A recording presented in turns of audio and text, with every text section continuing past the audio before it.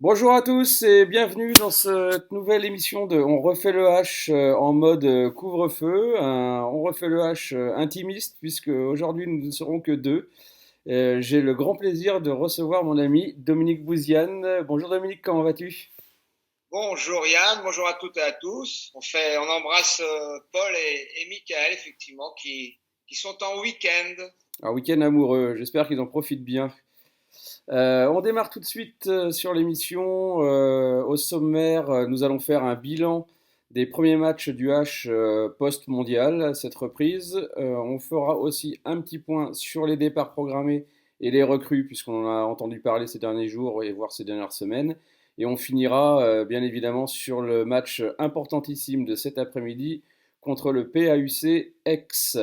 Donc Dominique, commençons tout de suite. Qu'as-tu pensé des premiers matchs du H pour cette reprise fin janvier-février? Le bilan, on peut le voir sous plusieurs aspects. Le bilan comptable en championnat, il est bon puisque on a battu Istres. En Ligue des Champions, c'est assez mitigé, c'est assez partagé. La défaite contre Cellier, c'est vrai elle est très mal passée. On s'y attendait pas. Bon, c'était un match de reprise. Il y avait une longue coupure, des gens qui rentraient de leurs diverses sélections. On récupérait des blessés. Comment l'équipe a travaillé pendant ce mois, voilà, forcément pas au complet, le groupe pas au complet. Après la belle prestation contre Alborg, ça fait du bien. Et puis beaucoup de frustration. Enfin, ce qui me concerne, voilà, je me suis un peu énervé devant mon écran et j'étais colère parce qu'il y avait moyen de faire l'exploit, encore mieux qu'à Kiel. Je pense que Barça n'avait pas perdu depuis le 2005 chez lui et on aurait pu le faire. On aurait pu le faire au vu de la première mi-temps, de l'écart, et voilà, on prend un 5-1, c'est quasi rédhibitoire sur ce genre d'équipe. Dika même nous fait un peu la misère en deuxième mi-temps, et malgré la belle prestation, je trouve qu'en défense on était pas mal. Émile dans les buts, voilà, on rate beaucoup de choses à 6 mètres. C'est un petit peu récurrent. C'est ce qui nous a coûté cher contre Cellier. C'est ce qui nous a pénalisé, je pense, en début de deuxième, les immanquables à 6 mètres. Bon voilà, donc bilan mitigé, même si c'est toujours délicat de reprendre après une longue coupure, après les échéances internationales. Bilan comptable, il est pas si mal. Bon, on prend 2 points en championnat, on prend des points en Ligue des Champions, mais je pense qu'on aurait pu mieux faire. Voilà, on avait la capacité, on a l'équipe, les joueurs pour faire mieux. Ouais, je partage ton avis, bilan mitigé, notamment en ce qui me concerne sur le premier match et cette défaite à domicile contre Cellier, qui est, je vais pas dire qui est inadmissible parce que Cellier c'est pas des peintres non plus, mais intrinsèquement on est quand même beaucoup plus fort qu'eux. C'est plus nous qui avons été très mauvais sur le match. On loupe, on manque ses 16 ou 13 tirs à 6 mètres, je ne sais plus. Moi, je C'est crois que c'est 13, ouais 13, 13 tirs à 6 mètres. ce qui est quand même ahurissant à ce niveau-là. Euh, C'était quand même une équipe qui était largement prenable. Alors je pense que ça nous a mis un peu dedans. Ça reste la Ligue des Champions, ça reste Cellier, mais on est C'est ça, c'est ouais. ça. Après, concernant le match de Barcelone, j'ai de la frustration comme toi parce qu'on passe pas loin de l'exploit, mais j'en attendais beaucoup moins que contre Cellier, ça c'est sûr. Là, c'est comment c'est fort dommageable de ce match-là. Heureusement, en championnat, on a joué qu'un seul match, comme tu dis, mais contre Istres, on le gagne. Contre Alborg, on a remis les pendules à l'heure après la déculottée qu'on avait pris au match aller. Là, c'est le match le plus abouti, je pense. Connexion instable, ben tant pis.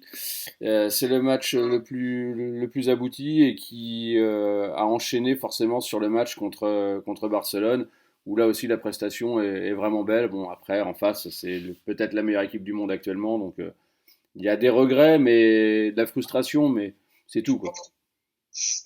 Malgré tout, ils sont pas, ils étaient prenables ce soir-là, comme ils ont été prenables en finale de Ligue des Champions par Kiel. Je pense on avait moyen de, ils étaient, voilà, ils étaient pas sereins et pas très bons. Donc, nous, on a fait une belle première période et on avait moyen. Bon, enfin, c'est fait, c'est fait. Voilà, le bilan, il est là, il est pas si mal. Et puis, au niveau des prestations, on est monté en puissance.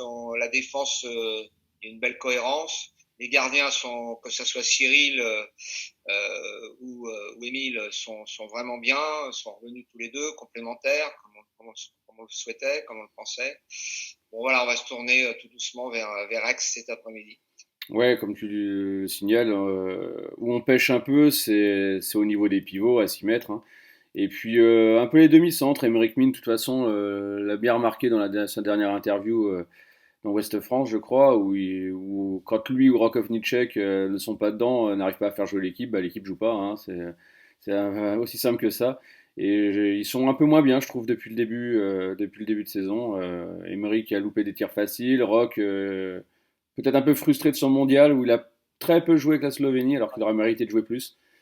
C'est ce qu'il a déclaré, ouais. Ouais, bon, regarde sa première partie de saison, il méritait de jouer, hein, Ouais, mais bon, il y a du beau monde. Il y a quelques demi-centres en Slovénie. Ouais, il y en a quelques-uns, ouais. Non, Emmerich, il alterne de très très bon et puis le moyen. Il est très bon sur les matchs, il est très bon, mais j'ai l'impression qu'il se précipite. Il fait le plus dur, il fait l'essentiel sur des 1 contre 1, sur des choses. Et notamment quand il arrive seul face au gardien, il se précipite. Mais bon, il a quand même fait des belles parties. Je pense qu'il monte en puissance. Et puis cet après-midi, lui aussi, lui qui est passé par Aix, je pense il va avoir à cœur d'être là. Ouais, ouais, je pense, ouais. Ce qui va pêcher aussi, c'est le côté droit. Qui a pêché, pardon, et qui pêchera aussi aujourd'hui, c'est le côté droit. On l'a vu contre Barcelone.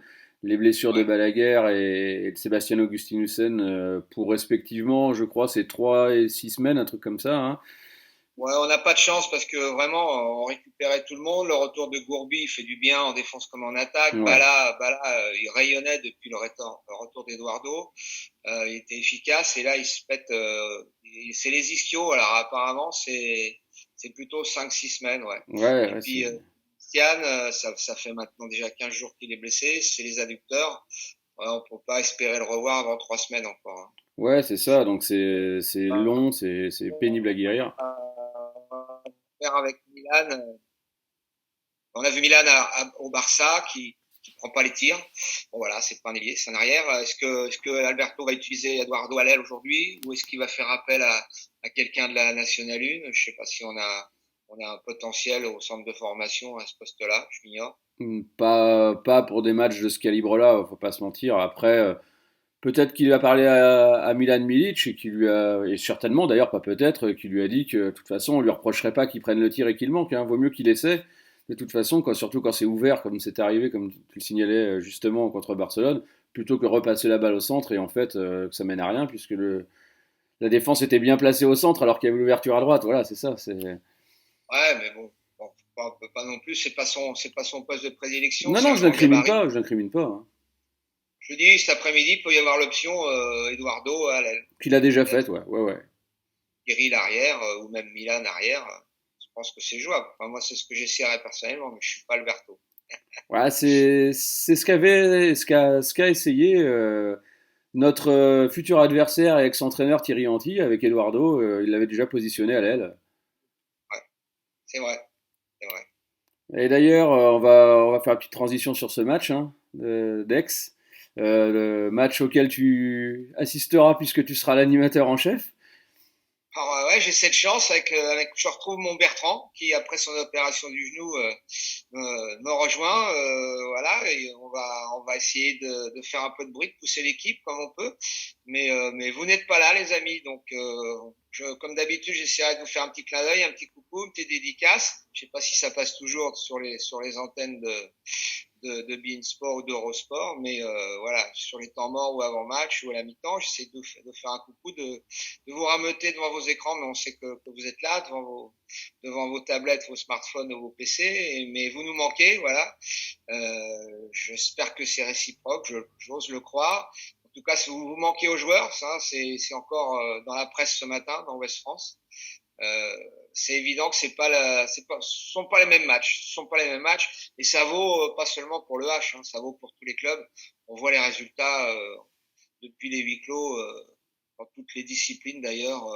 Les matchs à la maison, ça a plus grande signification. Ouais, c'est ça. De toute façon, le hand est un sport spectacle à la base, encore plus, on va dire, au HBC Nantes, Ouais, avec son formidable public. Alors, c'est vrai que quand il est ouais. absent, ça doit peser quand même, hein.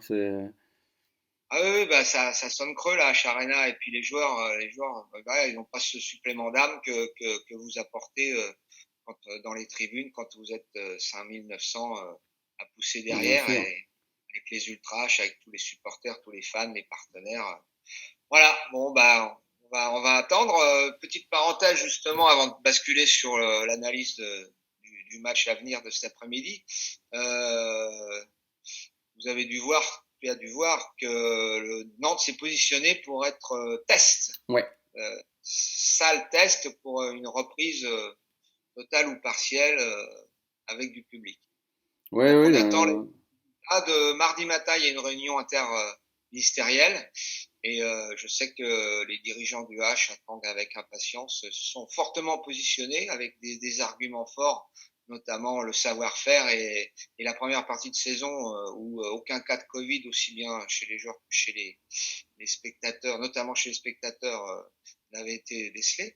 Donc le savoir-faire, les moyens qui ont été mis en œuvre, donc ils sont positionnés au même titre que l'Asvel, l'OL et puis le Loup en rugby. Ouais, c'est ça, Mais bon, c'est les trois clubs lyonnais, bien appuyés par Tony Parker.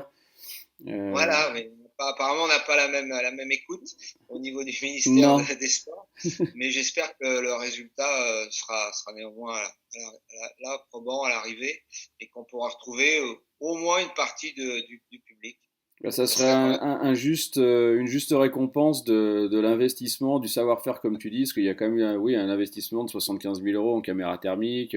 Il y a un savoir-faire, on l'a vu, hein, pour la discipline des spectateurs durant la première partie avant le confinement où il n'y a eu aucun cas déclaré après les matchs alors qu'on était particulièrement nombreux comme d'habitude. Donc ça serait une juste récompense. Ouais. J'en profite pour saluer aussi les bénévoles qui font un super boulot. Les Ouais, salariés, les bénévoles du H. Et puis bah on attend cette décision, si ça peut être favorable. Voilà. complètement. Mais cet après-midi, mon Ouais, cher Yann, tu le sens comment?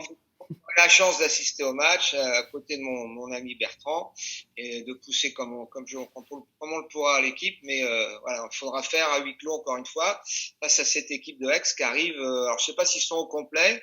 En tout cas, ils ont perdu Wesley Pardin, c'est sûr, mais ils ont deux bons gardiens et ils ont un entraîneur qu'on connaît bien. Ouais. Et ils arrivent gonflés à bloc avec qu'un points d'avance. Je pense que nous, on a tout intérêt à gagner, mais eux, je pense qu'ils viennent pas en victime expiatoire. Non, parce qu'eux, ils ont rien à perdre également. S'ils perdent le match, de toute façon, ils restent devant nous avec le même nombre de matchs en retard, donc 4 chacun. Et par contre, s'ils gagnent, c'est sûr qu'ils font un trou très important et qui sera probablement impossible de combler d'ici la fin de saison. Donc, Ça ferait 6 points d'avance, même si on a 4 matchs en retard, eux aussi d'ailleurs. ouais, aussi. Donc là, effectivement, on aurait 6 points de retard sur Aix. On a tout intérêt à gagner, et si possible de 3 buts, puisqu'on avait échoué chez eux je crois que c'était 31-29. C'est ça. Donc si on peut gagner de 3 buts pour retrouver le goal average particulier, ça serait la meilleure des choses. Ouais, tu penses que ça va se jouer dans quel secteur, ce match-là? Ah, oserais-je dire chez les gardiens, comme d'habitude? Ça serait trop facile. Bien sûr, chez les gardiens, mais je pense avant tout sur la défense, moi. Ouais. Alors, éviter effectivement. Bon, j'espère qu'on va guérir ce mal. On va pas faire jamais 203 après Tselier, après Barcelone. J'espère qu'on va pas faire encore. On va retrouver les échecs récurrents sur les immanquables, notamment à 6 mètres. Mais je pense que à mon sens, ça va jouer sur la défense. La capacité à mettre en échec Nicolas Clerc à Cambrai, et les ailiers aussi. On a des très bons ailiers Mm. à Aix. Voilà, je pense que la défense couplée à une performance de gardien, hein, l'un ne va pas sans l'autre, on l'a vu, on le sait. Là, si on est bien encore un petit point au-dessus en défense, au niveau de l'agressivité, au niveau de l'entraide, on peut récupérer des ballons, on peut leur faire mal et les faire douter. Et après, derrière, on devrait pouvoir dérouler notre jeu en attaque avec. On a quand même du potentiel, malgré le fait qu'on n'ait pas d'ailier droit de métier. Ouais, ouais, je te rejoins là-dessus sur le côté défense, gardien et réussite à 6 mètres qui nous fait défaut depuis le début de saison, hein, c'est pas nouveau. Si on retrouve ça, on sera bon. J'ajouterais les entames de match. Alors, ça a Ouais, été bien contre Barcelone, ça a été bien contre Aalborg, mais ça a été particulièrement poussif contre Istres et contre Cellier, n'en parlons même pas. ouais. Et depuis le début de saison, ça aussi, c'est un de nos soucis, hein. Contre Aix, d'ailleurs, au match aller, on avait pris une bonne raclée les 5 premières minutes. On est à la traîne tout le temps après. Ouais. Ouais, C'est ce voilà. que. Et quand t'es à la traîne, c'est pénible de revenir, c'est compliqué, surtout face à des équipes de ce niveau-là. Donc, faisons une bonne entame de première mi-temps, aussi une bonne entame de seconde, parce que ça nous arrive de pêcher aussi au retour des vestiaires. Ouais, reste au Et vestiaire. ouais, et si on entame bien les matchs, les demi-temps, et qu'on est bon dans les 6 mètres et en défense, à mon avis, comme tu dis, on déroulera notre jeu, il y aura beaucoup moins de soucis à se faire. C'est d'ailleurs ce que stigmatisait Émeric Mine hier dans les colonnes de Ouest France lors de son interview. Il revenait aussi là-dessus. Et il disait que lui, ça serait la clé du match. Et oui, il a raison, il a raison. Il y aura, à mon avis, il y aura 60 minutes. J'espère, je pense qu'on va l'emporter, mais on va pas l'emporter de 10 buts. Non. Et il va falloir être solide et éviter les pertes de balles aussi. On a tendance aussi à balancer en première ou deuxième intention les balles au pivot. Et bon, c'est pas toujours avec succès. Non, puisque tu parles de pivot, on va faire la transition sur les départs et les recrues, puisqu'on a appris cette Ouais, semaine que Adria Figueras, notre pivot international espagnol, avait signé 2 ans pour le club de Chartres, et que Sébastien Augustinussen, pareil, partait en Allemagne, en Bundesliga, à Stuttgart. Alors, qu'est-ce que tu penses de ces deux départs? bah Adria et Seb, on savait qu'il ne resterait pas. Pour Adria, il a clairement émis le souhait de rester dans le championnat français. Euh, pour une raison sportive évidente, parce que le championnat français est maintenant bien plus élevé en termes de niveau de jeu que celui de la Liga espagnole. Je pense qu'il y a un aspect économique aussi. Bien sûr. Et puis peut-être l'aspect, parce je pense qu'on est en capacité de payer des joueurs. C'est pas toujours le cas pour les clubs espagnols. Et puis il y a l'affect. Je pense que c'est Gerona qui est un entraîneur espagnol qui est aux commandes de Chartres. Et je pense que la connexion hispanique a dû se faire. Voilà.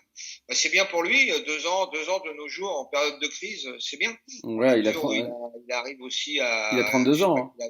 il a trentaine d'années, non? Ouais, 32. 32 ans, donc voilà, il s'est fait remarquer pendant le mondial.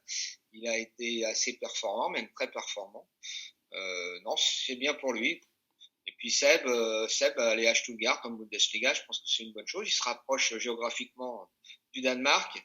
Et puis son côté, il est plus, à mon avis, il est plus intéressant par son côté défensif, capacité de défendre en numéro 2 à droite normalement, notamment, et plus que par son côté en attaque, même si sur cette saison, il est bien meilleur et bien plus efficace que la saison passée. Ouais, parce que bon, c'est pas un grand scoreur et un grand buteur, Non, hein. Après, il défend bien, comme tu le dis. Et d'ailleurs, Stuttgart l'a pris pour cette raison-là. Il voulait un ailier capable de défendre au poste 2. voilà.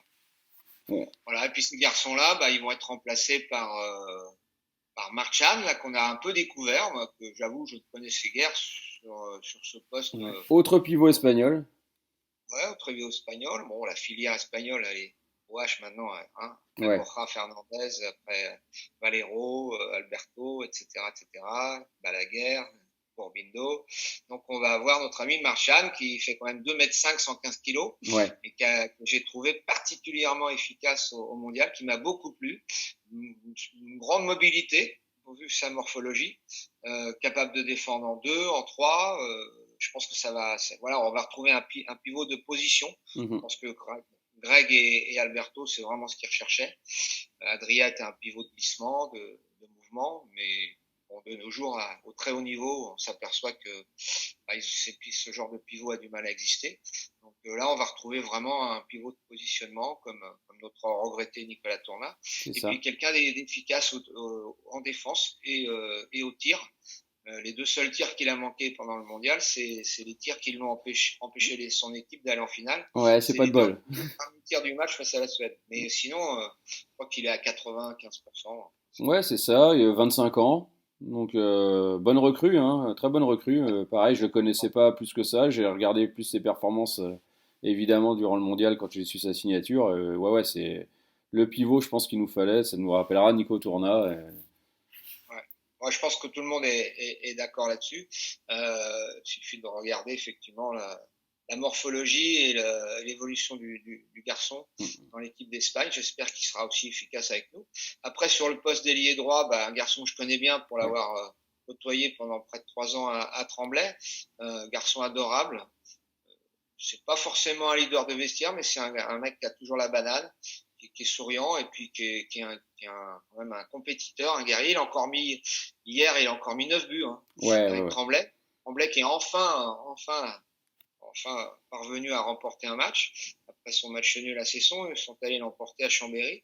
Et il a mis 9 buts, il en avait mis 11, je crois, ou 12 au H. 11, ouais.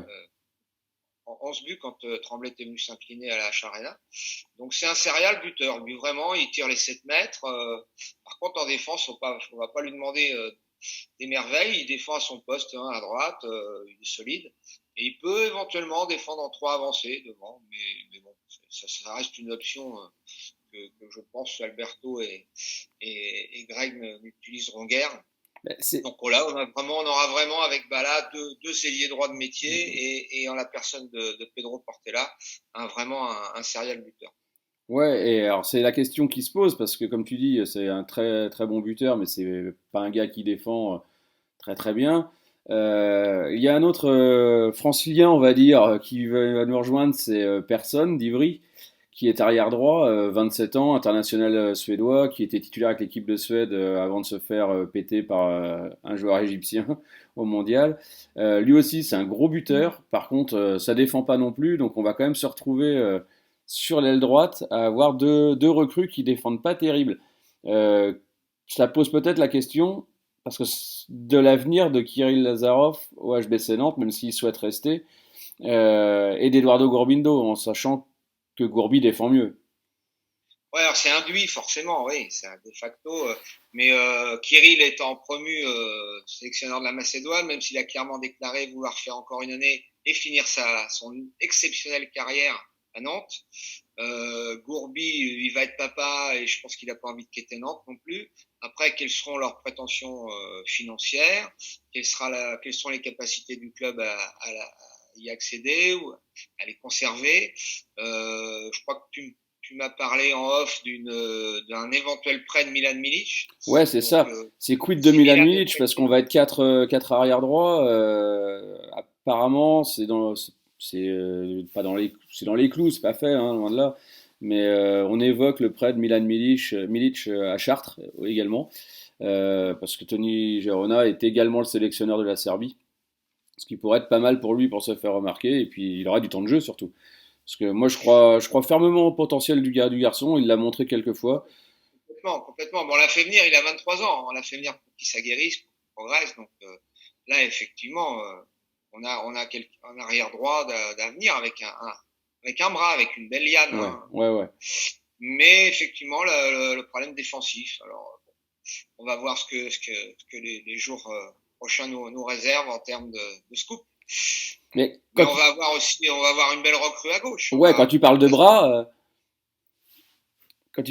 la recrue, un joueur russe du Brest Chmekov. Ouais, ouais, Meshkov, Brest, Skorinski.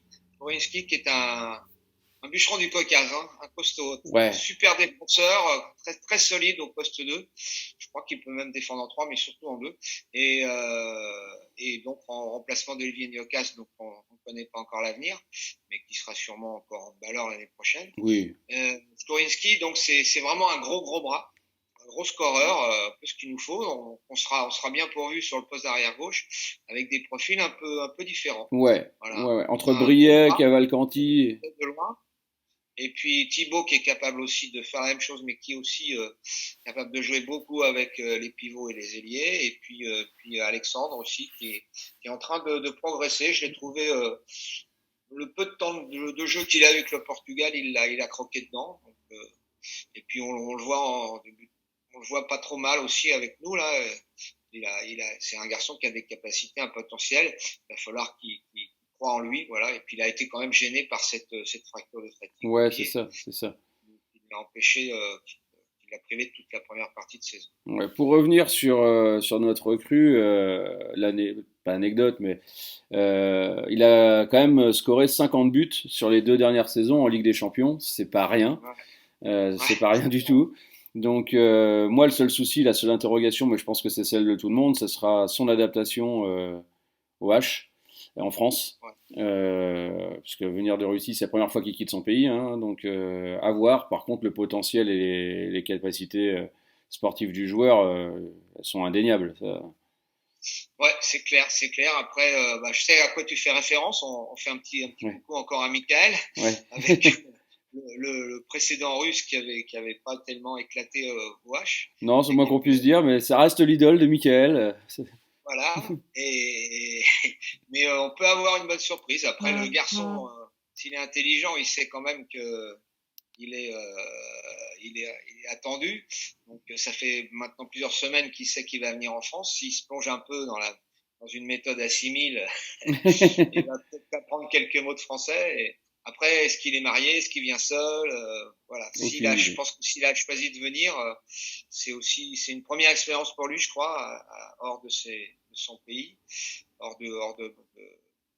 du Metchkov Brest. Je crois qu'il a fait toute sa carrière là-bas. Donc on va l'attendre avec impatience, mais ça peut être une très bonne pioche. Ouais, et on finira, parce que pour la saison prochaine, c'est tout. On finira sur une dernière recrue, mais qui n'arrivera qu'en 2022. Je te laisse la présenter, puisque c'est un poste qui te tient particulièrement à cœur. Ouais, parce que je connais bien, ouais, nommé Almgrimsson, l'homonyme du gaucher qui jouait à Paris et à Nîmes dans le passé, islandais, et alors lui, il a 19 ans. Pour Ouais, un gardien, c'est excessivement jeune, c'est un bébé, mais c'est un beau bébé de 2,5 m. Moi, je l'ai aperçu à quelques reprises pendant le mondial, j'ai surveillé de près, bien sûr, tu imagines, et je pense que tout le monde l'a vu aussi. C'est un garçon qui me paraît très intéressant, de par sa taille, bien sûr, sa morphologie, mais il est aussi déjà, je trouve déjà très joueur.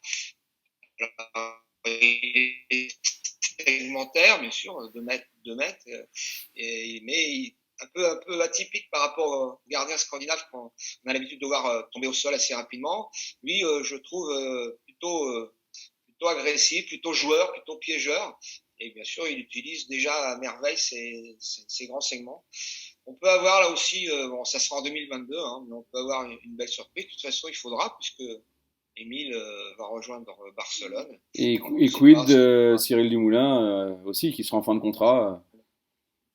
il sera en fin de contrat, on ne sait pas s'il sera renouvelé, s'il restera, s'il faudra aller voir ailleurs. Alors, en tout cas, ça semble une bonne pioche hein, internationale à 19 ans en équipe d'Islande, qui n'est pas la pire des équipes, hein, loin de là. C'est quand même plutôt pas Ouais, mal. intéressant. Intéressant, sur le mondial, il a bouffé Gustafsson.